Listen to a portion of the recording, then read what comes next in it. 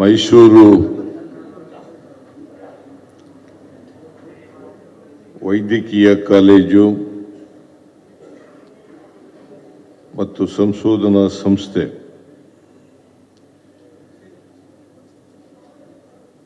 ಶತಮಾನೋತ್ಸವ ಸಮಾರಂಭದಲ್ಲಿ ಮುಖ್ಯ ಅತಿಥಿಗಳಾಗಿ ಭಾಗವಹಿಸಿರ್ತಕ್ಕಂಥ ಮೈಸೂರು ಜಿಲ್ಲಾ ಉಸ್ತುವಾರಿ ಸಚಿವರಾದಂಥ ಡಾಕ್ಟರ್ ಎಸ್.ಸಿ. ಮಹದೇವಪ್ಪ ಅವರ, ರಾಜ್ಯದ ವೈದ್ಯಕೀಯ ಶಿಕ್ಷಣ ಹಾಗೂ ಕೌಶಲ್ಯ ಅಭಿವೃದ್ಧಿ ಸಚಿವರಾದಂಥ ಶ್ರೀ ಶರಣ್ ಪ್ರಕಾಶ್ ಪಾಟೀಲ್ ಅವರ,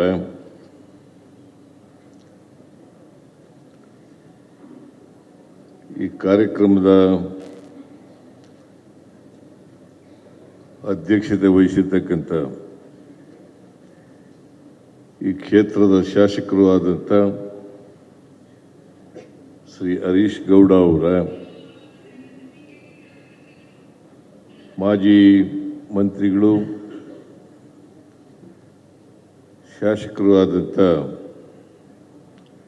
ಶ್ರೀ ತನ್ವೀರ್ ಶೇಟ್ ಅವರ,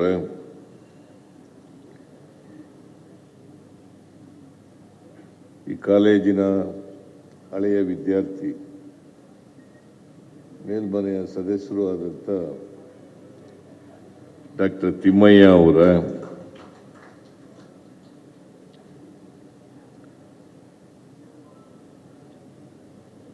ಇನ್ನೊಬ್ಬರು ಇದೇ ಕಾಲೇಜಿನ ವಿದ್ಯಾರ್ಥಿಯಾಗಿದ್ದಂಥ ಮತ್ತು ಶಾಸಕರು ಆದಂಥ ಶ್ರೀನಿವಾಸ್ ಅವರ,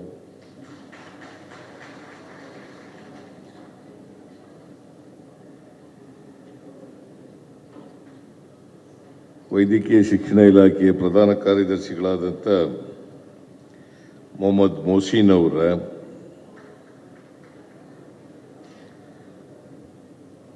ವೈದ್ಯಕೀಯ ಶಿಕ್ಷಣ ಇಲಾಖೆಯ ನಿರ್ದೇಶಕರಾದಂಥ ಡಾಕ್ಟರ್ ಸುಜಾತ ರಾಥೋಡ್ ಅವರ, ಮೈಸೂರು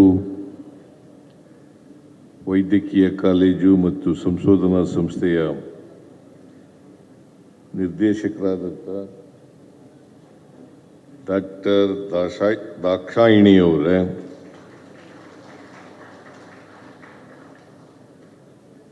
ಈ ಕಾರ್ಯಕ್ರಮದಲ್ಲಿ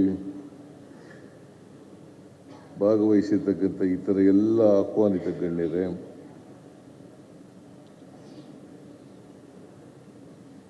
ಇಲ್ಲಿ ನೆರೆದಿರ್ತಕ್ಕಂಥ ಎಲ್ಲ ಆತ್ಮೀಯ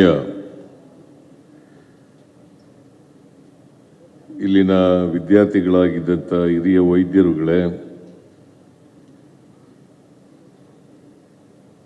ಈಗಿನ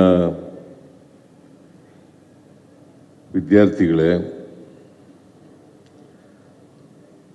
ಮತ್ತು ಇತರ ಎಲ್ಲ ಬಂಧು ಭಗಿನಿಯರೇ, ಮಾಧ್ಯಮದ ಗೆಳೆಯರೇ,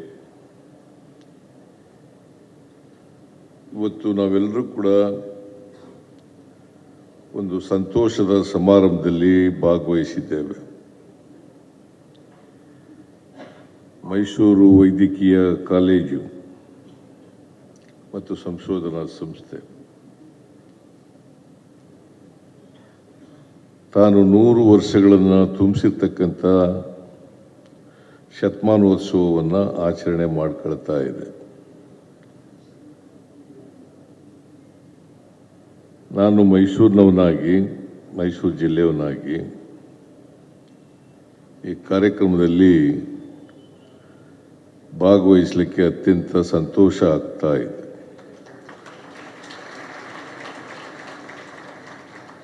ಮತ್ತು ಸಂತೋಷದಿಂದ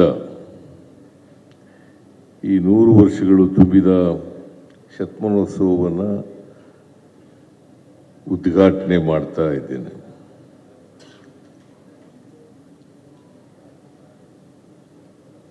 ನಾನು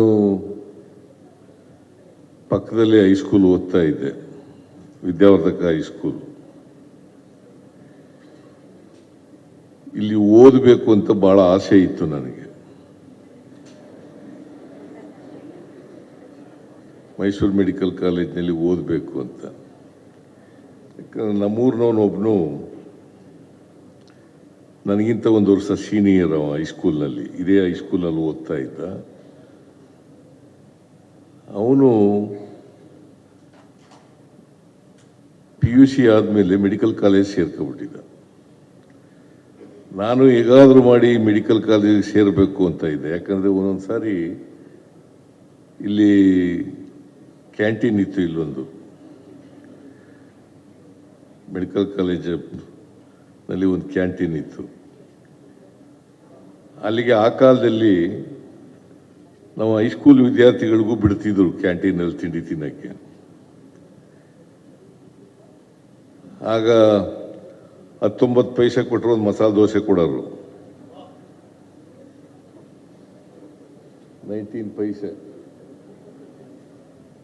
ನಾನು 61ನೇ ಇಸ್ವಿನಲ್ಲಿ ಇಲ್ಲಿ ಹೈಸ್ಕೂಲ್ ಓದಕ್ಕೆ ಬಂದಿದ್ದೆ. ಆ ಕಾಲದಲ್ಲಿ 19 ಪೈಸೆ ಒಂದು ಮಸಾಲೆ ದೋಸೆ ಕೊಡೋರು.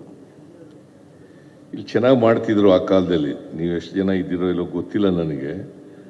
1961 ತಿಮ್ಮಯ್ಯ 64ರಲ್ಲಿ ಸೇರ್ಕೊಂಡಿದ್ದಂತೆ, 64ನೇ ಬ್ಯಾಚು.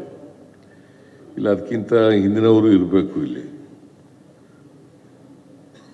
ಒಂದಂತೂ ಸತ್ಯ, ಈ ಮೆಡಿಕಲ್ ಕಾಲೇಜು 1924ರಲ್ಲಿ ಪ್ರಾರಂಭ ಆಯ್ತಲ್ಲ, ಆಗ ವಿದ್ಯಾರ್ಥಿಯಾಗಿದ್ದವರು ಯಾರೂ ಇಲ್ಲ. ಈಗ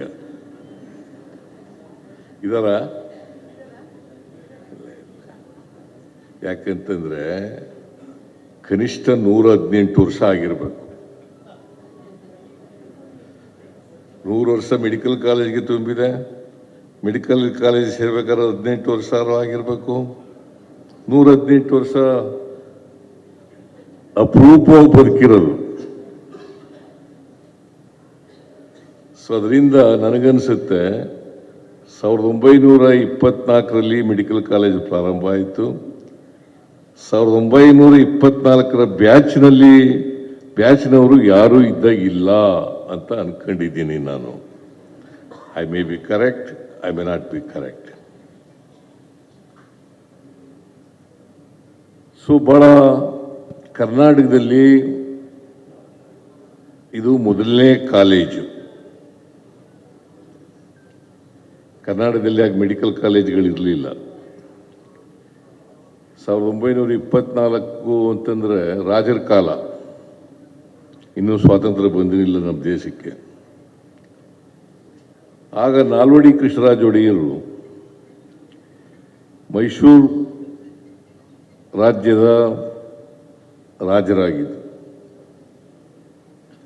ಅವರು ಈ ಕಾಲೇಜನ್ನು ಸ್ಥಾಪನೆ ಮಾಡಿದ್ರು.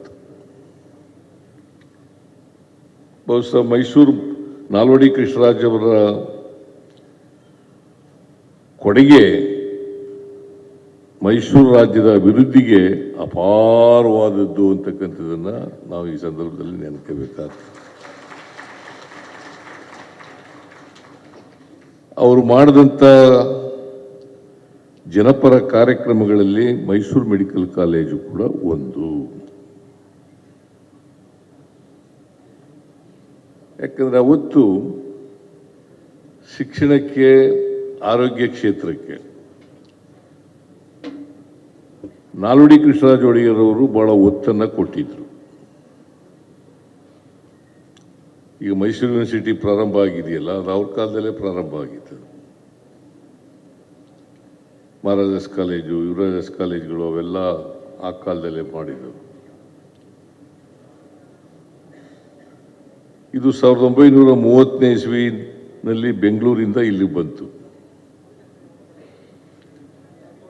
ಸುಮಾರು ಇಲ್ಲಿವರೆಗೆ 100 ವರ್ಷಗಳಲ್ಲಿ